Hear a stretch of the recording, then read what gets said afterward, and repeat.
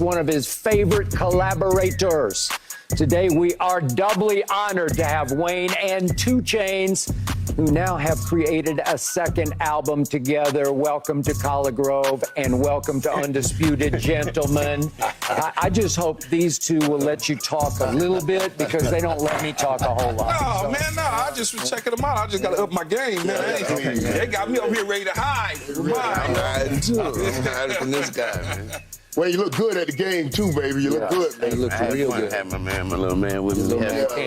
Yeah. Shout out D-Lo, man. He gave my little man a basketball, man. He been bouncing around the house all night. So, Chainz, you have told this story before, but could you retell how you first met Wayne in Atlanta when you were, should I say, a salesman of some sort, and you were sort of peddling your product, and you happened to come to the studio where Wayne was recording, and then what happened? Only on Undisputed. Yeah. Only on Undisputed. Yeah. Talk about science. What are you talking about? Yeah, I don't know what chemistry. You know, Wayne is a rapper. Y'all know that, right? Yeah. And certain rappers need certain things to, I don't know, get them in the vibe or the mood and to create the ambience. And I happen to know somebody who knew somebody who knew somebody that had what he needed. And so that's how I got in the mix. And we've been friends ever since, going on 2 decades. Okay. But I didn't know he rapped. Okay. So and you had been rapping some up to this point, now, right? he was a full-on rapper. He was already had a contract. He was I just didn't know that. So in that studio that night, did you say, let me see what you got? Nah, he just, he's really cool. He's calm, quiet, don't talk much. Yeah. And then one day we was in the car headed to the studio, and he was like, let me put something in for you. You want to listen to something? He put it in, and I was like, this you? And I love it. And we went to the studio that night, and I did a hook for him on the song, and that was it. What? Wait, Duffel Bag Boy? Duffel Bag Boy. Yeah. Right? But you probably heard that 1,000 times. Let me put something in for you. No, I don't, because I'm not around people like that. Right. Oh, so they ain't sliding up underneath you. Okay. So that's why he knew I ain't rock like that. I think it was just based on opportunity. You know what I'm saying? It was we hung around each other for quite some time. He had put my name in a rap song and everything. Before nothing about that he rap. Yeah. That's insane. Wait. Do y'all know? Let me just our people now. Y'all be real. That's the first thing they would have thrown out. Anybody else? Yo, you know I rap. Can you help me with That's why I said that. I'm like, that you kept cool like that, man. And that says something. When you heard the music, when you heard it, you say you went and got the hook. Did you already have a hook in mind? As soon as you heard it, you were like, this is perfect. I didn't. Or did my approach to the studio that night was, no matter what, I'm coming up with something. Right. And I'm gonna make sure what I come up with is the one. Yeah. Right. So, Chainz, what's it like to collaborate with him? What's your connection? What happens? How do you sort of vibe off each other? I like to call it a steel sharpen steel mentality. He's been at a great and at a high level for so many years. You know what I'm saying? So anytime we're able to come together, I know that I have to be at my apex of my A game. I have to come with something that is not probably the first thing that comes to mind. I need to be able to dig deep into my bag of wittiness, and and with that being said, we have a second project on the way that I'm super excited about. I think it's the best rap album to come out this year, and I wouldn't want to do it with nobody else but my brother. How long it take y'all to put just a song together, though, to get it right? If we working in the same studio together, that ain't gonna be nothing about it. He gonna come up with an idea. I come up with an idea. That's about a good hour. Hour and a half. Before you mix it and everything? Mixing and that goes We'll send that to somebody else, but we'll be through with the song. We'll be through with the song in about an hour. Something enough for something we can go back, play, and go home and listen to. Wow. Yeah.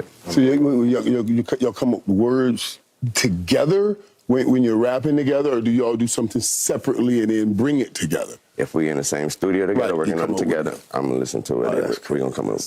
He ask me what I'm saying. I'm gonna listen to what he's saying, and we got an idea. But if I send him something and he send it back, that's man. I always text him like, man, what the hell are you? What are you on right now? You know what I'm saying? He gonna always like, I have something and it'll be real like to the left, and I say, man, it's gonna really mess him up, and I send it to him, and about 30 minutes later, he'll send it back, and I just scratch my head and just be like, you know what I'm saying? It's just an honor to really work with brother. I know Wayne is up with the Roosters working, right? I mean, he up all night long. What's your hours like, same? Yeah, I actually took that kind of habit from him. I'm up all night as well.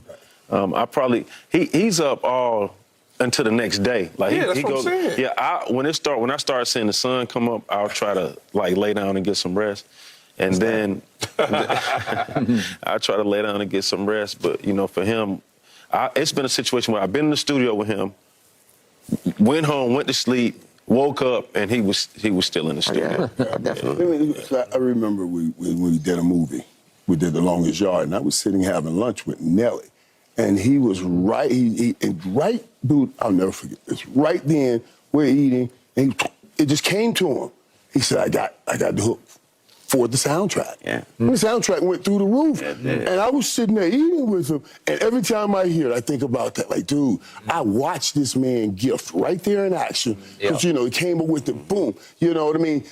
And do you guys ever get that, like, just an inspiration of something that you've seen or you watch and bam, it just comes to you? Of course. And for me, thank God for the iPhone. Because before, I would have to keep trying to remind myself all day because I don't write. I don't write nothing down. Yeah. Oh, you don't write? Nah. It's all? Yeah, it's by choice. And they always be thinking that it's some type of, like, achievement that I don't write because I'm too old and too tired to be trying to read. That's why I don't write it. Yeah. So, but you know, they got the iPhone now, so I just go ahead and record a voice memo. All right, let's talk some hoops. Chain's played some pretty high-level basketball at Alabama State. Pretty good player. You played with some NBA players. You followed closely the Lakers. This is a huge Laker fan right here.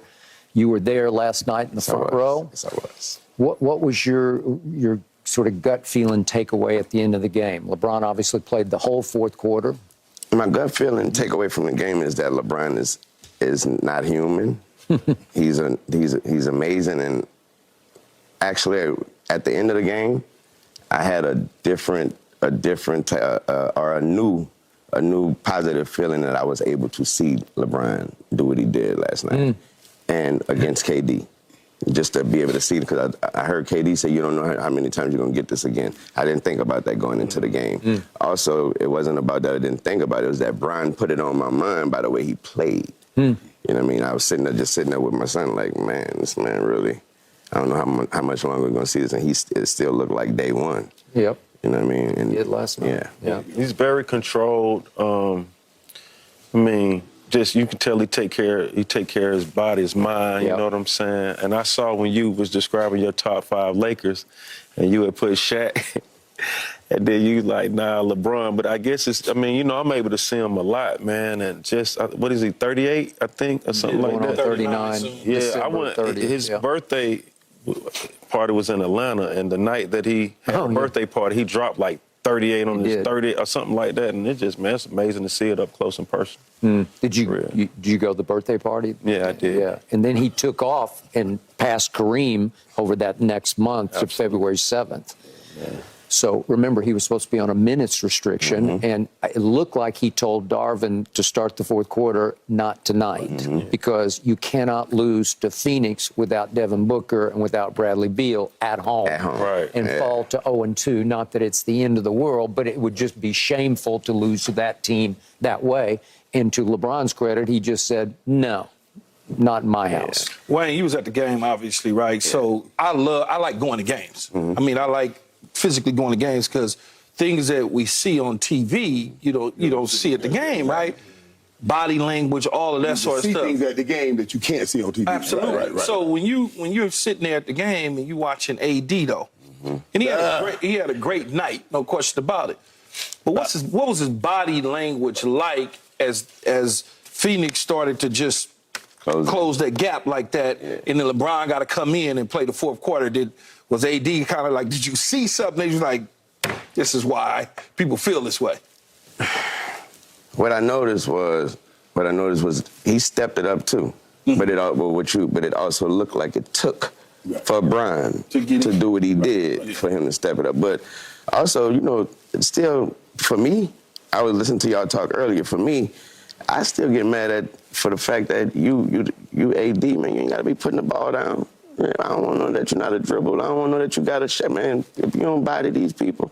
And so for me, if he's not doing that, I'm judging that question on that, is what I'm saying. So if he's not even doing that with The Rock, and he was doing what he can. He do what he can, but I would love to see a lot more dog out.